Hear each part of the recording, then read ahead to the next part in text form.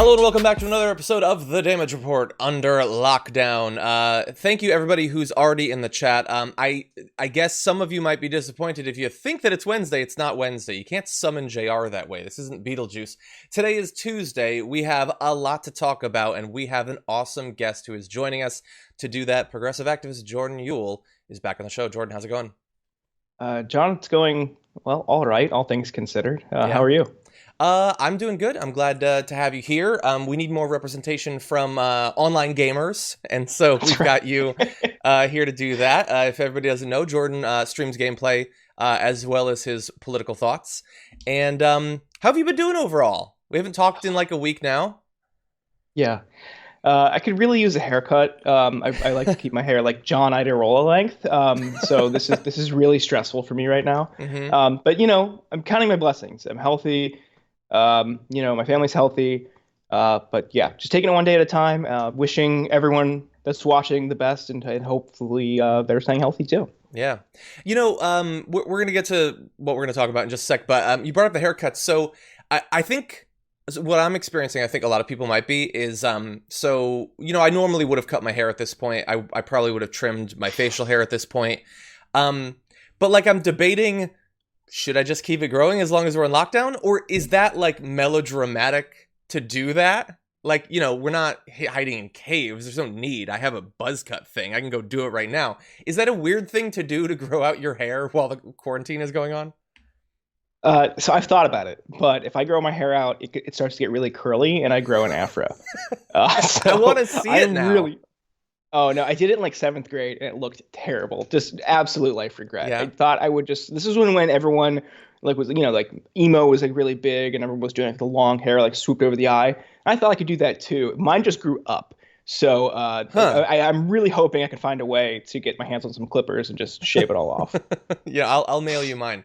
Thank you. Worst haircuts. When I was in elementary school, I had my hair a little bit longer, and I used to just gel slick it back. Oh, so hell yeah. I looked like a Trump child, basically, but didn't know any better at that point. And in That's college, I really liked wrestling. I really liked Rob Van Dam. And so I grew my hair out like him, except that my hair grows perfectly Jesus straight to my shoulders. So I looked like an angel. It was not a good look. Do you happen to have any like photos for reference? No, I really don't. I promise I won't tweet out. Yeah, totally. No, they'll be leaked to Ken Klippenstein soon. No, that was really pre-camera phone. So nothing exists back in ancient. I think there's cave paintings of it, but that's about it, really. Anyway, thank you so much for being here. Everybody who's in the chat, thank you for joining us. There are over 1,000 of you now. Please hit the like button. That is a great way to let people know that we're streaming, get more people involved in the conversation, and hopefully together push the country in the right direction. Over the course of this hour, we're going to be responding to the breaking news of the president endorsing Joe Biden in just a moment. We're going to give a little bit of our reaction to some of the standout moments from yesterday's press conference. A little bit of good news, new polling numbers for Susan Collins in her re-election bid over in Maine. And assuming we have time, I have a little bit of a roundup of some recent climate change related news. I'm going to file that under not good news, but it is important. And while we do have to take the pandemic seriously, we have to cover its ins and outs, we can't forget that all of the other disasters that we were faced with on a daily basis continue. We're just not paying as much attention to them these days. So with that, why don't we jump into our first story? Just a few minutes before going live, former President Barack Obama finally weighed in on the Democratic primary, launching his endorsement for his former Vice President, Joe Biden. The video is available online. You can go watch it if you'd like. We're just going to respond casually, I guess. Jordan, what do you make of President Obama doing his endorsement and doing it when he did?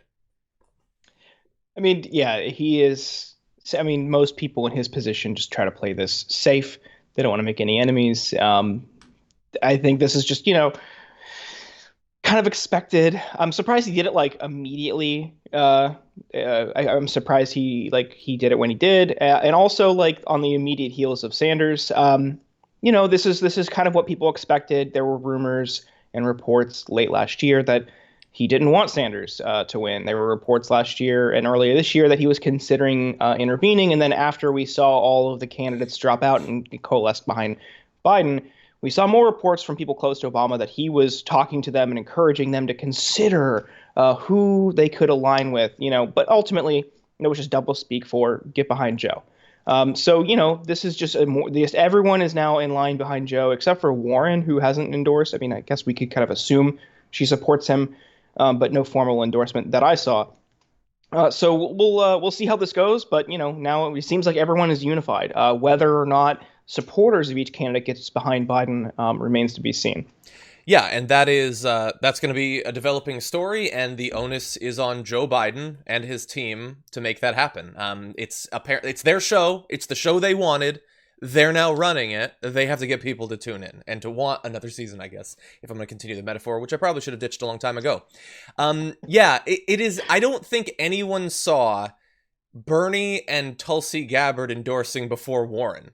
I mean, obviously there's reasons for it. It's just, I wouldn't have predicted that 6 months ago. In terms of Obama endorsing right now, I think, first of all, it's news in that it just happened, but it's not news in that it's shocking or anything like that. Of course he's eventually going to endorse. Like, nobody thinks Biden's going to get the nomination and Obama's going to be like, I'm going to see what happens over the next 3 months. No, he's going to get involved. He obviously doesn't want Trump to get reelected. He probably likes Biden. Biden is not that dissimilar in a number of important respects from Obama politically.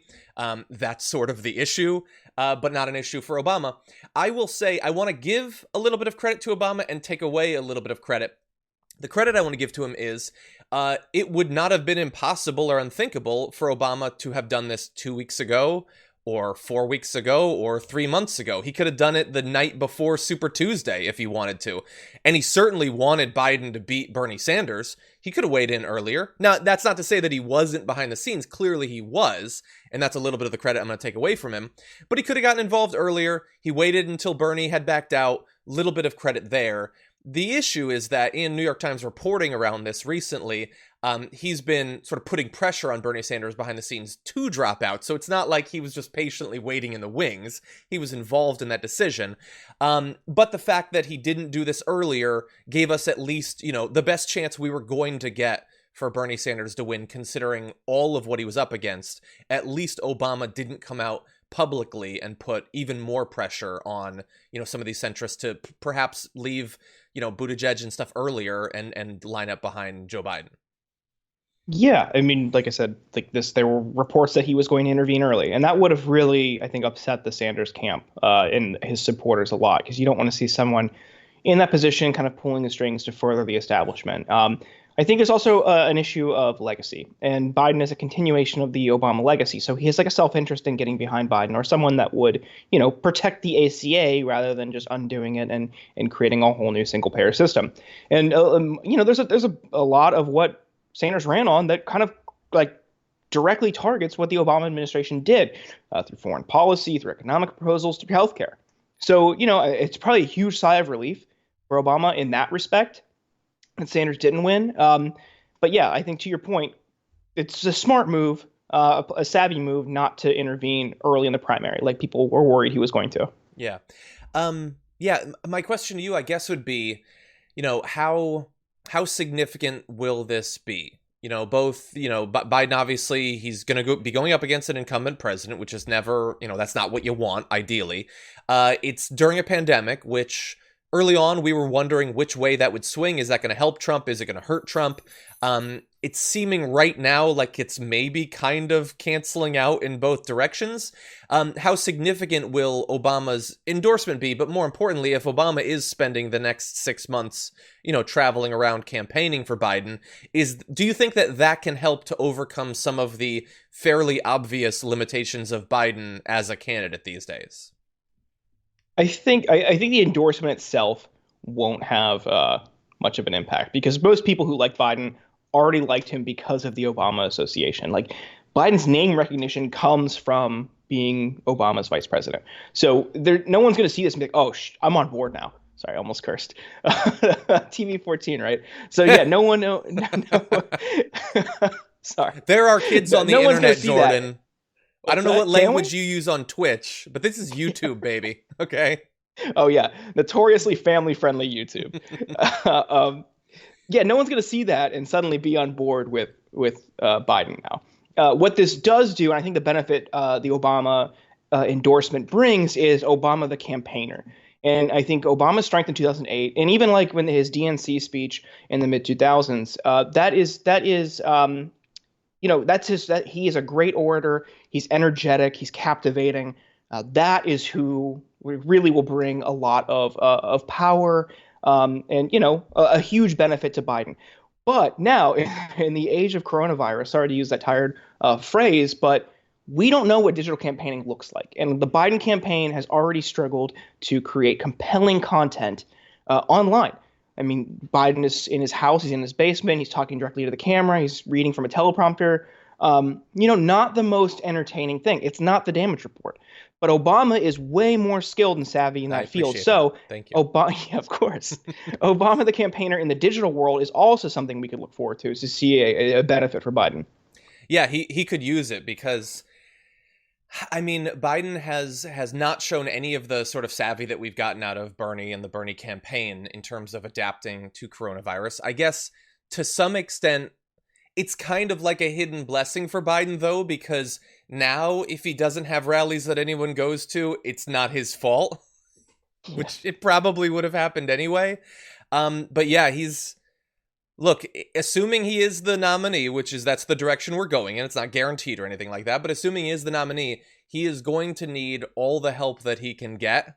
I'm just speaking pragmatically, not in terms of my interests. He is going to need help. And look, if you look at, for people unlike you and I and our audience, people who are far from very online, a lot of them think of Obama and they think of the things that they think of as good. They're not thinking of drone strikes and the fact that he could have gone farther on single payer or any number of other issues. We can start listing them and we could go on longer than an hour. They think of him as, you know what, he seemed like a guy who had it together. He seemed kind of smart. He seemed stable. He seemed like he cared about people. And so associating that with Joe Biden is probably not a bad idea from Joe Biden's point of view. I mean, after all, that is literally the only thing he did during the primary, was trying to get people to think of Obama while he was standing next to that thought. We need to talk about a relatively new show called the Republic, or UNFTR. As a Young Turks fan, you already know that the government, the media, and corporations are constantly peddling lies that serve the interests of the rich and powerful. But now there's a podcast dedicated to unraveling those lies, debunking the conventional wisdom. In each episode of the Republic, or UNFTR, the host delves into a different historical episode or topic that's generally misunderstood or purposely obfuscated by the so-called powers that be, featuring in-depth research, razor-sharp commentary, and just the right amount of vulgarity. The UNFTR podcast takes a sledgehammer to what you thought you knew about some of the nation's most sacred historical cows. But don't just take my word for it. The New York Times described UNFTR as consistently compelling and educational, aiming to challenge conventional wisdom and upend the historical narratives that were taught in school. For as the great philosopher Yoda once put it, "You must unlearn what you have learned." And that's true whether you're in Jedi training or you're uprooting and exposing all the propaganda and disinformation you've been fed over the course of your lifetime. So search for UNFTR in your podcast app today and get ready to get informed, angered, and entertained all at the same time.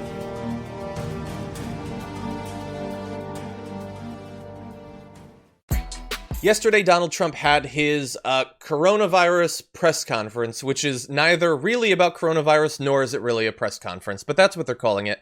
And it was insane. There's no other word to put to it. I'm not going to show you the video because that's what he wants. That's why they put it together. But just so that you know what we're talking about, I decided to take a couple of graphic elements from it. And conveniently, I found some of them on our guest, Jordan Yule's Twitter account. So we're going to go to those now. And so he stood in front of, these are definitely graphics made by someone for whom graphic design is their passion. The media minimized the risk from the start on both of them. And then, let's see, that's what he said. The media minimized the risk from the start. Great font choice. And, while President Trump took decisive action. Okay, so Jordan, you're with us. what is going on in our country at this point? Like, I understand his goal. It is to obviously to create a sensation, maybe send a few people to go watch Sean Hannity, from which he took some of this footage. What did you make of it? What do you think the appropriate response to yesterday's display was? Oh God. I also don't think those should be aired live, because they're just like, it's an outlet for the Trump administration to lie and misinform the public, and in a health crisis that could result in death. So I think it's absolutely, newsrooms need to have a serious conversation inside about whether or not they play these. MSNBC played that whole clip. So, it was an absolute farce. And as reporters pointed out, he cherry picked clips from different points and different outlets to show when people were first starting to understand the severity of the virus. He tried to paint media outlets as downplaying it, and introduce this revisionist history alternative narrative in this clip, where in his world he took quick decisive action, which we know that's not true. Like, he's got multiple comments on the record saying like it's not a big deal. His campaign spokesperson, who is now the White House press secretary, said it won't even come to the country. I mean, there's just from December through, maybe the beginning of March, end of February, they just lied about it constantly. And people knew the consequences of it. That's why we saw Burr and the senator from Georgia, who's named Loeffler, and a handful of others dump their stock. They were doing insider trading because they knew it was coming. All the people in power knew it was coming, and Trump knew. And to act like he acted swiftly and decisively is an outright lie. Yeah, and look, I don't like going over it every single day, but the little bit of influence that I have on literally anything is to hopefully correct the record occasionally and make sure that people who might be every day new people enter into this ridiculous political world that we have, and I want to make sure that they're armed with the right information. And if people are only now paying attention to politics as a result of how important day-to-day politics seems in a time of emergency, then they need to know that the web of lies that Fox News and Donald Trump are spinning is not accurate. And so let's just briefly touch on a few of these things. So the media minimized the risk from the start, is what he is saying now, despite the fact that he tweeted on February 26th, low ratings, fake news, MSDNC, and CNN are doing everything possible to make the coronavirus look as bad as possible, including panicking markets if possible. Okay, so it's one of two things. Either they're artificially playing up the threat to hurt you, or they have been downplaying it to hurt you. He didn't even explain yesterday what they were supposedly downplaying it for. They were minimizing the risk. They were attacked over and over and over again. Let's bring up, this was from, this is from March 10th. Laura Ingraham, Trump confronts the panic pushers. And then February 27th, Varney, Dems are drumming up panic about coronavirus. I will say, I wanted to find examples of each of them doing this. And there was one that, at least in the brief search that I did, I wasn't able to find. I literally hate giving credit to this person, so I'm going to remind you that they are a white supremacist whose show exists to support white supremacy in America. But Tucker Carlson, even as far back as March 9th, actually criticized sort of implicitly Fox News for minimizing coronavirus. So the media did minimize it, but specifically inside of Fox News. That's what I was able to find. Right. Yeah, it's a complete and total 180 on this. Like, I'm so curious. I don't watch Fox. But I'd be so curious to see how they're trying to spin this, because they know exactly what they did. Like, they lied about it, they covered it up, they downplayed the severity, and they acted like it wasn't going to be a big threat. I mean, there's every Trump official has a comment on the record saying it's not going to be a big deal, or Wilbur Ross or Larry Kudlow, I think it was Kudlow, saying, this could be great for bringing jobs back. Like, there's everything about it. Yes. They were also talking about reopening the economy a couple weeks ago for Easter. Like, they were just like ready to charge through it. Now all of a sudden it's severe. I don't know. I'm sure there's people out there that believe it, but it's absolutely laughable if they're trying it. Yeah, and hopefully they won't get away with it. I am worried that they in fact will, especially when, like, the New York Times, who he spent part of the coronavirus press conference attacking, all of what happened yesterday, and I know that we're just talking about one part of it now, we're going to talk about it a little bit more, but that whole thing, which was like in any other, like imagine if Barack Obama was just going along in his normal way, and then one day he had a press conference where all of this stuff happened, like people would lose their minds. But how is that presented? Thanks to the normalization that we've experienced day by day. The New York Times headline was, Trump turns daily coronavirus briefing into a defense of his record. He played like a Sean Hannity propaganda video, and then he had staff take time out during a pandemic to selectively edit clips of reporters to make him look good. That's not just defends his record, it's an obvious lie about it. Like, they don't even, if you just read that, you can't even tell that he was lying.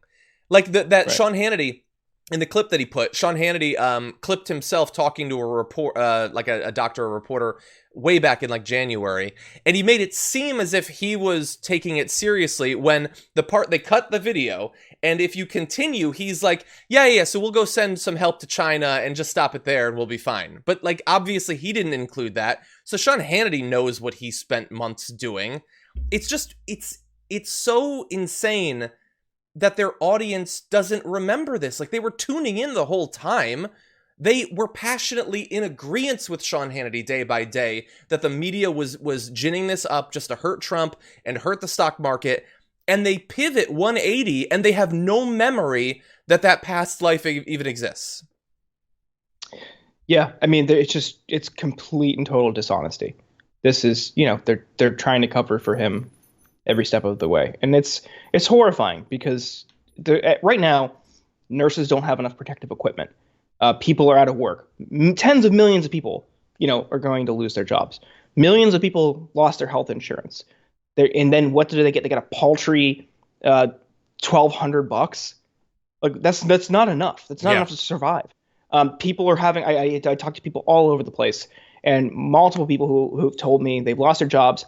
They can't even file for unemployment because the state sites are so overloaded. So they have no idea what's going to happen. These are things that the administration should be focused on. These are things that the members of Congress and the Trump White House, that's where the task force should direct their efforts, not reopening the economy. How do we get people help? Because this isn't going away. Like we don't have a vaccine, and we won't have a vaccine for a while now, maybe 18 months. So that's just something to consider. This is not going to go away in a couple of weeks. And we saw when you reopen the economy in places like South Korea, it flares. It goes back up. Like it spreads again because we don't have a vaccine. So people need to understand this. So we have to stay inside. We have to focus on workers. We have to focus on improving living conditions and getting direct economic relief to those impacted, not controlling some BS media narrative. Yeah, and, just reopening things could theoretically cause it to naturally spread from person to person again. We also have some indication that it might lie dormant in people after their symptoms go away and then come back spontaneously. It's not very well understood. We don't know for sure, but it's possible that could happen. And so, look, the last 48 hours, the death numbers were about the same each day, but they were lower than the days before. That's a good sign. Perhaps we'll continue going down, but not necessarily. And I in reference to the $1,200 checks that you said, I remember when that first bill passed, like the week after that, I had a bunch of people on, including some people who do reporting in DC, and I asked them sort of, what way are we leaning for follow-up legislation? What are the next steps going to be? And I wouldn't have guessed at the time that the next steps would be literally nothing, that would be the last thing that you heard, that weeks would go by, you still won't even know when you're going to get the check, and there will be literally nothing done. And soon, in 2 weeks, people are going to have to pay rent for the second time during all of this. That's another disaster, which as you point out, many, many millions of people that are probably unemployed, we don't even have records of yet. They got their trillions for the corporations, and they moved on. They gave us a token payment to shut us up, and then that's it. They're not returning to it. They're done. Yep. Yeah. And in the meantime, Trump has removed all oversight capacity in the watchdog office that was supposed to oversee these corporate bailouts. So we're going to see rampant corruption. We're going to see Trump's cronies and Trump supporters and companies that kiss his butt get payouts when people like you and I and everyone else watching are going to struggle. So this really great, healthy economy and country we have here. It's deeply frustrating that the people in power, time and time again, as you've pointed out many times on your show, and progressives have pointed out for years, that the Democratic Party is just letting us down. They're not actually fighting for workers' interests and everyday people's interests. Yeah. They'll offer hollow platitudes and campaign rhetoric about how they're going to go shake up Washington when they want to get elected, and then where do they go? They disappear. They just become another cog in the machine. And now here it is, rearing its ugly head in a time when everyone needs help, and they're doing nothing. During yesterday's press conference, Donald Trump displayed a White House prepared timeline of the actions that he took, and they were very proud of it, despite the fact that there was a pretty big gap in the middle there where they couldn't find up literally anything to list as an action from Donald Trump. And a CBS News reporter, Paula Reed, noticed that and brought it up to Donald Trump. Grant's supposed to make people I just went over in an unprecedented crisis. Nobody thought we should do it, and when I did it. But what did you do with the time that you bought? You know the we month did. Of February. That we did. Was a gap. What do you do? Month of February. What do you do when you have no case in the whole United States? You had cases when in February. Excuse me, you reported it. 0 cases, 0 deaths on January 17th. February, the entire January. I said in January. Your video has a complete gap. On January 30th. What did your administration do in February with the time that your travel ban botched? A lot. And in fact, we'll give you a list. What we did, in fact, part of it was up there. We did a lot. Look. You know you're a fake. You know that. Your whole network, the way you cover it, is fake. And most of you, and not all of you, but the people are wise to you. That's why you have a lower approval rating than you've ever had before, times probably 3. And when you ask me that question, let me ask you this: Why did Biden apologize? Why did he write a letter of apology? No, that's very important. Why did the Democrats think that I acted too quickly? You know why? Because they really thought that I acted too quickly. We have done a great job. Now, I could have kept it open. And I could have done what some countries are doing. They're getting beat up pretty badly. I could have kept it open. I thought of keeping it open because nobody's ever heard of closing down a country, let alone the United States of America. But if I would have done that, we would have had hundreds of thousands of people that would right now be dead. We've done this right, and we really... Okay, so, honestly, screw our entire universe. So he was asked a very simple question. Why is it that in your presentation, literally the only thing listed for February is, on like the 7th, I think, the CDC ships initial test kits, which, by the way, they don't mention on that graphic, they were defective. They didn't actually work. That was literally the only entry on the list that they put together. He spoke for 1:30 and could not come up with a single thing. He said plenty. He said, we're going to write up a list. He couldn't think of literally anything. And one of the most frustrating things to me that I keep coming back to is that there are millions of Americans who still think of him as a strong alpha person who dodges questions, can't defend himself, is loose thinking, does weak little body language things. He couldn't own up to his own failures. He couldn't face a tough question. He immediately pivoted to attacking her, to attacking the rest of the media, to talking about the fact that he closed everything down, and if not, hundreds of thousands would have died. It still strikes me as an incredibly bizarre thing to brag about closing down the country when over 500,000 Americans have coronavirus literally as we're recording this. It kind of seems like that was ineffective. Maybe don't brag so much about something that so clearly and obviously failed throughout the country. And that epic failure to provide even a fake answer, something overblown that he did in February, to hide behind. He couldn't even do that, Jordan. He couldn't come up with literally anything. No, I mean, I think that clip was really interesting when you sent that over this morning. I had not seen it yet. And I think that was an instance where he was really cornered. I haven't seen that from him before. I mean, he usually has some way to kind of weasel out of tough questions. But here he had nothing. He was floored for February. And he tried to point to January and he tried to, skirt around the question.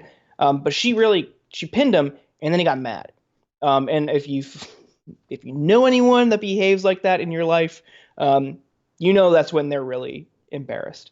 I know a couple people like that, unfortunately, who just, they're just too arrogant and too confident, in themselves and overconfident to admit that they were wrong.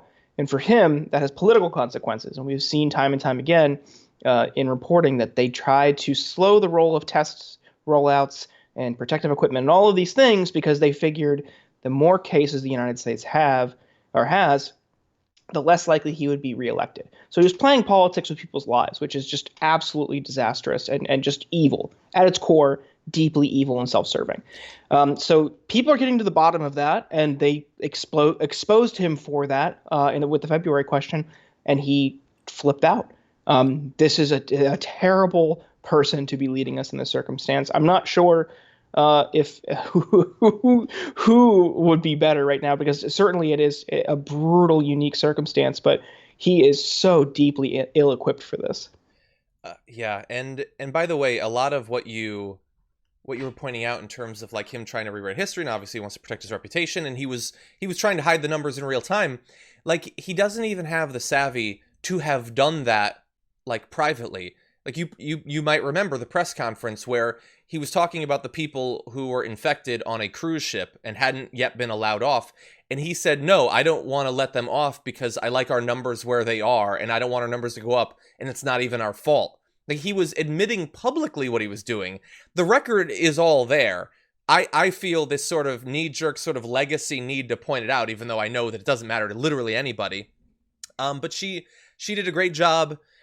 He was petulant and emotional. If I was, Matt Walsh, I'd say that he was triggered by her question. But you know what? He was a dick, so I'm going to be a dick. So we know what he didn't do during February. He didn't require, the mass purchasing and distribution of tests for coronavirus that actually work. He didn't start manufacturing ventilators and starting to distribute them or having them ready in distribution centers all throughout the country. He didn't start encouraging governors to put into effect plans for social distancing and safety at home orders. He didn't do any of that. But that's not to say that he didn't do anything. Well, he did this. On February 10th, he had a campaign rally. On February 19th, he had a campaign rally. On February 20th, he had a campaign rally. The next day, on February 21st, he had a campaign rally. A week later, he had a campaign rally. And you know what? Because he was a real dick, he also played golf 3 times in February, which, just for the record, is more times than I've played golf. Ever. He did it during the pandemic, and he played it multiple times in March as well. So he was busy, I guess. And I will just add, Lindsey Graham had a tweet earlier today that he was like, we voted to acquit Trump in early February. He was obviously really distracted by the whole impeachment thing. And I thought, okay, so you just pointed out that it ended in the first week. Okay, so he has a long weekend to sort of absorb what just happened to him. Then he has weeks left in February to actually do one goddamn thing to stop the spread of the coronavirus. What did he do? You're giving him a free pass on the first week. What about the other 3? Literally nothing. Right. And we still have 1,500 people a day dying.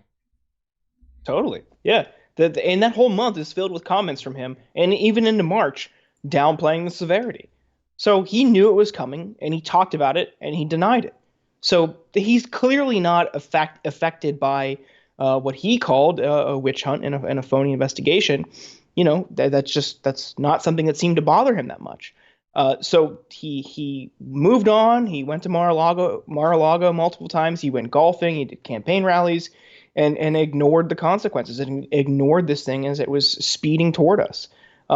People like Lindsey Graham, when they say things like that, you got to remember they're going to be fine. Mm-hmm. They have health care provided through their job. Their job is safe. Potentially. I mean, unless Lindsey Graham loses his election. But, for the most part, he's going to be fine. He's wealthy. He's well off. He's stable. They don't care about you. People need to understand that. They do not care about you. This is like, when they say things like that, it's not just defense of the president. It's that your life does not matter. And I think that's the point we need to underscore here. Yeah. And I can see in the chat there's some troll who's talking about that we're angry because we have Trump derangement syndrome. Yeah, I guess I'm a snowflake. I get emotional when every 2 days we have a 9/11 of unnecessary deaths. Okay, that bothers me. Yeah. I'm just sensitive in that way. I don't like thousands of Americans to die for no goddamn reason. Yeah. I'm a baby when Americans are dying all over the place. Yeah, mass graves really triggers me. Exactly. God, we're just not tough. Why weren't we toughened up as kids? During yesterday's press conference, one thing stuck out. That was Donald Trump claiming, without any supporting evidence or constitutional basis, that he has total authority during the pandemic to do what? I guess it depends on his mood and the day. But certainly, he seemed to think that if states decided not to reopen their economies along his timeline, that he could overrule them. So we have a couple of clips demonstrating this. Here is the first. Consortiums of states today, California, Oregon, Washington on the West Coast, northeastern states, totally representing about 100 million people who said they're going to cooperate and decide when to reopen. Well, they can decide, but... Does that undermine what you're trying to do? No, not at all. Let me just tell you, very simple. I'm going to put it very simply. The President of the United States has the authority to do what the President has the authority to do, which is very powerful. The President of the United States calls the shots. If we weren't here for the states, you would have had a problem in this country like you've never seen before. We were here to back them up, and we've more than backed them up. We did a job that nobody ever thought was possible. It's a decision for the President of the United States. Now, with that being said, we're going to work with the states because it's very important. You have local governments. They're pinpointed. It's really, you talk about, it's like a microchip. They're pinpointed. We have local government that hopefully will do a good job.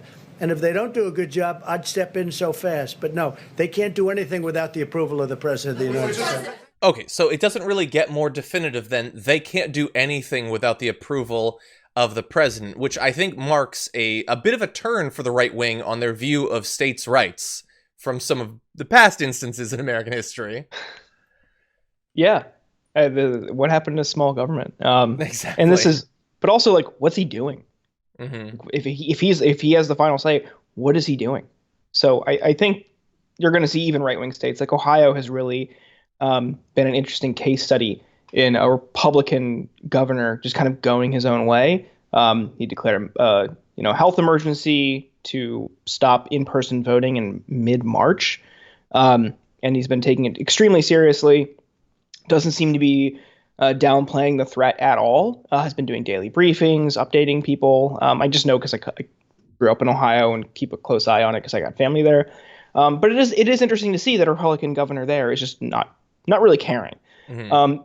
Trump is just like it's the strong man machismo persona that he loves to lean into, but like it's completely it's always hollow. But right here, it's like demonstrably hollow because he's not doing anything. Yeah. So he wants to assume all power and control, but also isn't doing anything to back it up. And if that becomes a bottleneck, that could be extremely serious in its consequences. Yeah, and it's there's such a fast turn these days. From like a week and a half ago, it was the stockpile's ours. We're not supposed to be doing logistics for the states. We're just a backup. They're on their own. Now we're in charge of literally everything that they do. That's certainly a change. For the people in the chat who are asking what he meant by the microchip thing, I don't know and he doesn't know. So it's going to be hard for us to I don't know what that was. I would love for him to just talk about what he thinks a microchip is. Or antibiotics, either way. He's kind of an idiot across all areas. And we do have updates on how some of the governors responded to this, but really fast, I do want to go to one more clip of Trump where he doubles down on the authority he thinks he has in this area. If a governor issued a stay-at-home... When you say my authority, the president's authority, not mine, because it's not me. This is when somebody's the president of the United States, the authority is total. And that's the way it's got to be. Your authority is total. It's total. It's total. And the governors know that. So if the governors know that. Now you have a couple of bands of excuse me. You have a couple. Could you rescind that order? You have a couple of bands of Democrat governors, but they will agree to it. They will agree to it. But the authority of the President of the United States having to do with the subject we're talking about is total. Okay, so it's total, it's total, it's total. He's asked directly, can they rescind a call to not send people back to work or whatever? And he didn't answer because, again, he's a coward. He runs from specific questions. But he is implying there that it's up to him. Look, I would say to your point about the machismo thing, I first of all, I would always add it's fake machismo. But I think he doesn't actually think that he has the authority to force them to go to work, but he wants to be able to pretend that he does now to give a signal to his followers that he cares about the economy. So for any of his followers who haven't yet been killed by the coronavirus, and unfortunately more did than needed to because they listened to people like him and Fox News, they now have been told, forget about the death toll. If it's 1,000 Americans, 2,000 Americans a day, that's fine. They're watching Tucker Carlson. They think that that's a great success. Now what they care about is the NASDAQ, even though the vast majority of them don't own a single dollar in stock. But they've been led to believe that that's what's important. And so Trump looks like that's what he's prioritizing. He's willing to take command, to force them to go back to work, even though it is an entirely fake boast. He can't actually do that. He can put pressure in the same way that when I was saying he should have been encouraging states to shut down earlier, he can put pressure on them to do that. He can't force them to do that. I wasn't saying that he should require them to do that, but he can encourage them to. And there's a lot of Republican governors who are going to follow his lead. If he had said to shut down earlier, they would have done that. If he says to open up, they're going to do that. And then the medical consequences will follow. Yeah, and here's the thing, like you've seen more rural red states with lower case counts because of how the population lives out there. It's not as densely populated as everyone's spread out. But if that happens and Republican governors send people back to work and encourage people to comply and people go back to their offices, you could see spikes in red states where maybe some Democratic governors who are more resistant, you would see kind of a lower per capita case count there. So you have to be cautious here. We've seen, again, like we mentioned it earlier, South Korea saw a spike after they reopened, and yes. We saw that in China as well. Yeah. So you can't rush into this. This is just he's trying to protect stock market gains. Yes, for election reasons, and he thinks that running on the economy, a strong economy, even in a time of pandemic, would help him. But ultimately, because people close to him stand to gain. People who are super close to Donald Trump have tons of money in the market, and that they see now as a good time to buy because then they could make money off of the gains. This is deeply alarming that he's letting the interests of the wealthy supersede the interests of the many at a time like this, because unlike most other circumstances, way more people are going to die. Already when you have a corporate first approach, people are caught in the wake and they're crushed by the gears of capitalism. Here, even more so. So this is purely self-interested for both him and the ultra wealthy. Yeah, and look, you're saying it's disconcerting. It's disconcerting that he's moving this direction. It's also disconcerting that so many on the right seem willing to fall in line, that their view of, Obama was out of control because he was going to take all your guns, and something Jade Gate operation in Texas or whatever it was called. Jade Helm, baby. Jade Helm. He's going to take over everything because he's a dictator, and then he didn't, and they just move on. They don't care about that. So now Trump says he has total authority over everything, and a lot of them are just like, yeah, that's okay. That's cool. He's our guy. I don't really care about that. No, literally, I'm gonna jump ahead a bit. But Breitbart headline: Trump says he has authority to open up states, not governors. That's basically the entire article. They're just no. He says it's up to him. Okay, I guess that's where we're at now. What do we do? We're doing dictator. Okay, cool. Oh, and by the way, there's this weird subset of like contrarian online commentator that like can never accept that Trump has done anything wrong, and that have been saying like, you all say that he's like an authoritarian, but look, it's an emergency. He's not like taking like supreme power. Like this is 2 weeks ago. I'm sure those people are updating their commentary for his I have total authority to force people to go die in the grist mill of the American economy. I'm sure they're updating based on that. But anyway, you'll be shocked to find out that the Constitution does not say that he can force states to send their people to work. We're not slaves. We're not robots. If we don't want to, or if our governor, says that we have to stay at home, that's what the federal system of government that we have says. And he's not finding a lot of support from legal scholars either. Fox News, I've seen their initial response has been a little bit split. They've had guests on who have said it's totally not up to him, but they are presenting it as just a conflict between he thinks it's on him, the governors think it's on them, who's to say? And so I don't know what Sean Hannity will end up saying tonight, or Tucker Carlson. I imagine it won't be just, hey, read the Constitution, buddy. No, yeah. To your point earlier about people, fear mongering or kind of mocking the commentary on Trump's authoritarianism, these types of lackeys are absolutely complicit in this moment. They want to defend him in lockstep, everything he does, everything he says. But in a time like this, as Naomi Klein has written about and talked about, and other people have observed, like these are moments when bad actors really seize power and force through, corrupt measures, power grabs, in this kind of shock doctrine way. So that the people who are advocating and defending him are complicit in what is a destruction and a crippling of democracy. This and absolutely encouraging corporate corruption and power grabs from authoritarians. This is super alarming. And I know people want to kind of check out. This is something that's kind of been bothering me lately. A lot of people want to check out and just like binge watch Netflix to escape it. And yeah, I know this is this sucks. This really sucks, and it's grim and it's tough to watch. But you have to be attentive more, like now more than ever. Like you cannot check out because they want you to do that so that they can just take and do whatever they want. Like you have to pay attention. You have to be alert. Yeah, and we don't know what they might try to pass during what remains of this crisis, especially if it goes on a long time. But while we can speculate, they already got the biggest thing they want, which is perhaps the biggest sack of coins that they can distribute to corporations and individuals that they like, that we've ever seen in American history. Literally trillions of dollars that like the most corrupt people in our country's history are going to be able to just give to whoever they want. They'll be able to play the stock market in advance of giving that money, knowing that stock prices will be boosted by huge bailouts being given to individual corporations. Like that was the Patriot Act of this disaster. It was passed almost immediately with almost no conversation, which implies to me that they didn't start thinking about it when the crisis happened. It had kind of already been on their mind. And they already have that. Anything else is sort of gravy. The stake is $2.5 trillion that they have unilateral control to give to whoever they want, including themselves.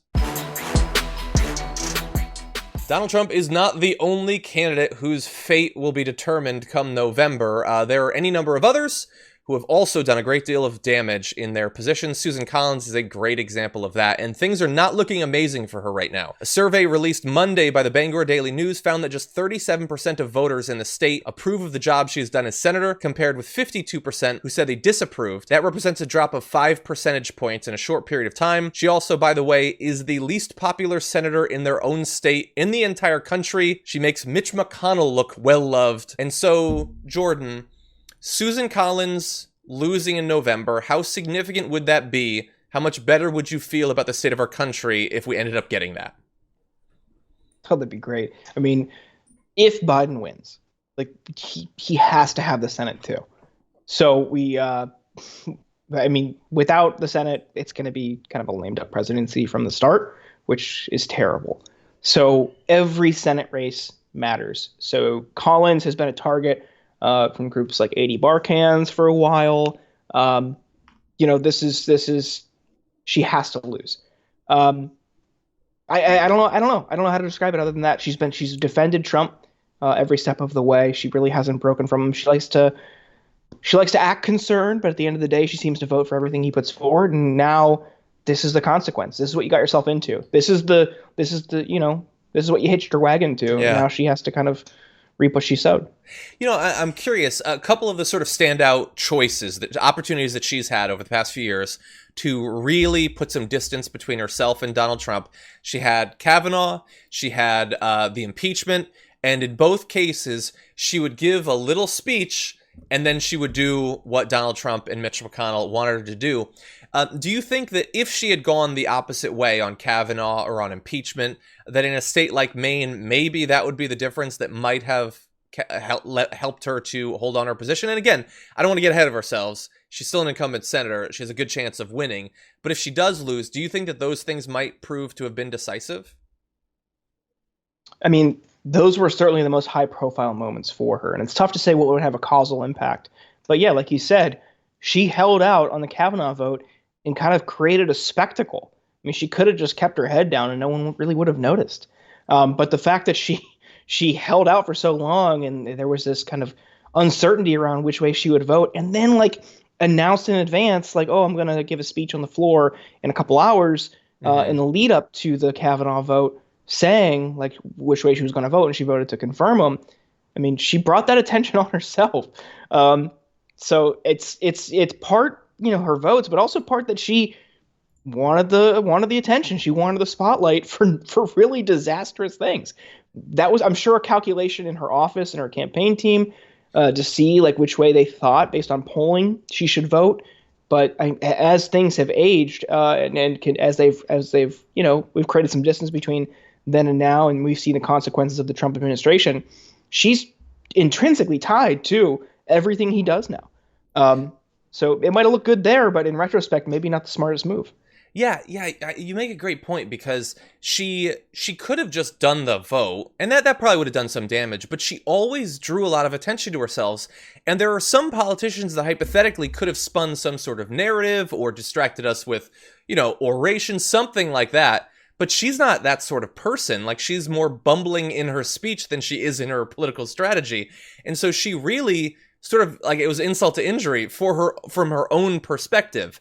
It was a really weird choice, and again, she could end up winning. You never know. Coronavirus could change everything. I don't know, like anyone, like the progressive primary challengers, my heart really goes out to them, because I have a feeling that that job, which is always very difficult, is probably made far more difficult by the fact that they can't do door-to-door canvassing and all of that, and donations are probably down because people are hurting. There's a lot of people who are unemployed, which is why I keep saying that regardless of whatever you plan to do in November in the general election, please support the down-ballot progressive candidates, especially if they're still in the primaries. They need your help now more than ever. That might help some of these incumbents slip by when otherwise they might have been taken out. We'll have to see. It is impossible at this point to say exactly where we'll be at in November with the pandemic. Will we be free to vote in person as we have in past elections? We don't know for sure, but states and the federal government are beginning to look ahead to what changes can be made to provide access to the vote. And one option that's being talked about quite a bit is mail voting. There are a number of proponents of it that are pushing it as a solution, both in the upcoming primaries as well as the general election, while the president has been talking about his concerns involving massive fraud that it could lead to. Well, I'm not an expert on mail-in voting, so we are going to an expert on some of these reforms that are being talked about. David Becker, Executive Director of the Center for Election Innovation and Research. Welcome to the Damage Report. Thanks for having me. Great to have you here, and I very much enjoyed your recent op-ed in the Washington Post about this. Thanks. I think everyone is trying to figure out how we're going to hold an election during a pandemic. I mean, it is obviously something that is of great concern. I can tell you, although it seems like something, given what the president is saying and others, that is highly polarized along partisan lines, the election officials in the states, Republican election officials, Democratic election officials are all trying to figure this out. And they all know part of the solution is going to be moving to more mail voting, more, depending upon where they are now, that might mean over 50%, it might mean less than 50%, and also a mix of early voting and in-person voting on election day to try to spread out as much voting across as many different modes as possible so people aren't congregated together in case the pandemic is continuing in November.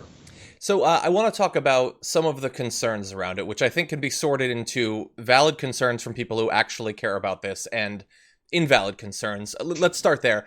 How worried are you that widespread mail-in voting could lead to a dramatic rise in voter fraud or, uncertainty of whether election outcomes can actually be trusted? Not very concerned at all. The states that have voter fraud that have vote by mail all across the country, including a lot of Western states, high percentage of vote by mail. What they found is there are protections in place to make sure that those ballots are cast legally, that there is very little fraud. We know from looking at election fraud across the United States that despite what some say, voter fraud is extremely rare. When it happens, it's detectable and it's prosecuted, but it happens very, very rarely. And that's true for mail ballots as well as in-person ballots. So I don't think that's a real concern. I think if you ask the 6 states where the highest percentage of mail ballots were cast in 2018, all of them were run by Republican chief election officials in 2018, and all of them saw a high level of integrity and virtually no fraud. And so you do list in your op-ed, though, some concerns, including that mail-in voting might have some demographic differences in terms of how likely different groups are to actually participate in that. So how do you see that shaking out in practice? Right. Different voters have different preferences when they choose to vote. And we have to remember that a presidential election is the time when the largest percentage of infrequent voters participate. People who are not well versed in the process, might not know their election officials, might not know where they're normally supposed to vote, might not be used to filling out a ballot. And what we see, and I've led some of this research, as have others, we see some demographic differences, particularly between old and young. Older voters prefer to vote by mail, and younger voters prefer to vote in person. There are some studies, including some I've conducted, that indicate there may be some demographic disparities based on race, that African American and Hispanic voters may prefer to vote in person at higher rates than whites. That's not a reason not to move to more mail voting for those that choose to vote that way. Mail voting can be really good. I'm a big supporter of mail voting, expanding it as an option for voters. But it just means that we have to be very aware to make sure there are some really meaningful ways to vote in person for those that would prefer to do it that way, and make sure that those methods are safe for those that are not risking their health. And so let's say that we do decide as a country to move in this direction. Either individual states make the decision, or there's some sort of directive or, an offer of money federally, which doesn't look like it's coming necessarily just yet, but maybe we'll move in that direction. In terms of the resources that will be needed, how much time and money will be needed to get this running across the country? How significant of an undertaking would it be?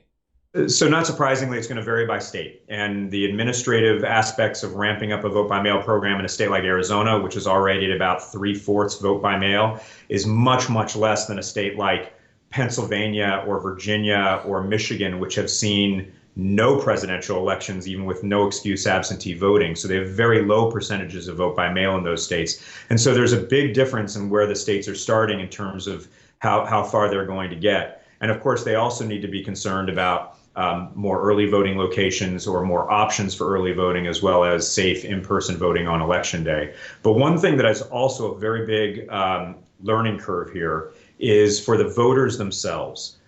Voting by mail in many ways is voting without a safety net. If you make a mistake on a mail ballot, it could result in your ballot being rejected and not counted in its entirety, or certain votes not being counted.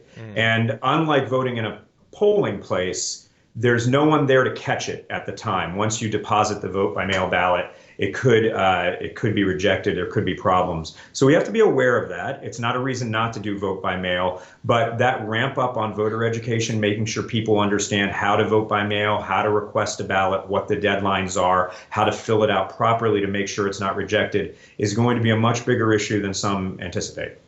No, I'm glad that you brought up that concern, because obviously we want people to not only be able to vote, but for their vote to actually count. Do any states have, I guess it would require a combination of both mail-in voting and an extended period of acceptance of that vote, but do any states have a system whereby if they detect that a ballot isn't being read correctly, that maybe the voter could be notified and have time to potentially submit a replacement, or is that not something that we see? So most states do have what we call a notice and cure requirement. So there's a period of time during which there would be a notice given to the voter and an opportunity to cure. But the problem is that it varies by states. It can be imperfect, especially since we're mainly communicating with voters by mail. You can imagine if the ballot comes in at the deadline and there's a problem with it, to communicate with them by mail and get them to respond in a period of time so that that ballot is corrected might not be particularly possible. So I think it's something we need to be aware of. States are looking at this. One of the stories that's not really being told, although the federal government has not been able to impose one-size-fits-all requirements in all of the states, most of the states are moving in the right direction. You see states like West Virginia and Texas, both led by Republicans, where they've essentially waived the excuse requirement for voting by mail. You see states like Georgia, where the Republican Secretary of State is going to send absentee ballot applications out to everybody. You see states like Ohio, where they've been actively promoting vote by mail. Again, the Republican Secretary of State in Nevada, sending mail ballots to everyone for the primary, and that's just the Republican states. So what we're seeing is most of the states are moving in the right direction. I think if voters ask their state what they're doing, they're going to find that the state election officials are really thinking about this, and they're trying to provide the right opportunities to voters to make sure that they're going to be able to vote, not just in upcoming primaries, but especially in November. And it seemed like from your op-ed that you believe that even if we do move for an increase in mail-in voting, that will result, at least in the short term, with some sort of hybrid system, that they will have to have some capacity for in-person voting, right? Yeah, I mean, there's only a couple of states where almost all of the ballots are cast by mail. Washington and Oregon provide for not very many in-person voting options. Colorado sends a ballot to everybody, but they have vote centers in all of their counties where people can go vote in person. And a significant percentage, 5 to 10%, depending on the election, do show up to vote in person and get a ballot there. California is moving to a similar system. So most states recognize there's a need for a meaningful opportunity to vote in person, particularly if you haven't had the time to educate your voters over a long period of time about vote by mail. What Washington and Oregon found is they evolved to their vote by mail system over decades in most cases. Colorado took many years to evolve to where they are. California and Arizona, for instance, have gotten to the point where a majority of people in those states have chosen to vote by mail, and so they're ready to take the next step. But in states like Georgia, Pennsylvania, North Carolina, where you've never seen as many as 10% of the voters vote by mail in any given election, there's going to be more of a ramp up period. And so there's going to be more of a need for in-person voting options to help those voters. And so I guess my fear, and this will be my last question, is that if we have the hybrid system and, we give people the opportunity, or in some areas, they might have to vote in person, that hopefully we'll be far past this. Coronavirus won't be a daily concern, but that some people might still be gun shy about, queuing up in long lines, especially in densely populated areas. What can be done to potentially allay those concerns for those who might still have to vote in person? Well, this is all going to be all about voter choice. We want to give voters the choice to vote in a way that they feel comfortable. So vote by mail is a big part of that. So if they're really uncomfortable showing up and voting in person, the option to vote by mail is really important, and they can take advantage of that option. But there are going to be some people who still choose to vote in person either earlier on election day. And even if there are fewer sites staffed by fewer poll workers, which is possible if we find ourselves in the same place we are now or even a worse position, we have 7 months. We're going to have to plan to get appropriate sites to allow for voting options with appropriate disinfection and cleaning supplies and other things, and appropriate distancing between voters, to make sure that those who do choose the option of voting in person, that they're first educated to other options like vote by mail, but then they can vote in safety if they do have to vote in person. Awesome. David, thank you so much for joining us and helping provide a little bit of that information. And I also want to let people know, if you're watching this, that we're going to be providing a link to the op-ed in the description. If you are watching it elsewhere and want to search for it, it is titled Mail-in Ballots to Avoid Coronavirus. Yes, but here's how to minimize chaos and unfairness, available through the Washington Post. David Becker, thank you so much. Thanks for having me.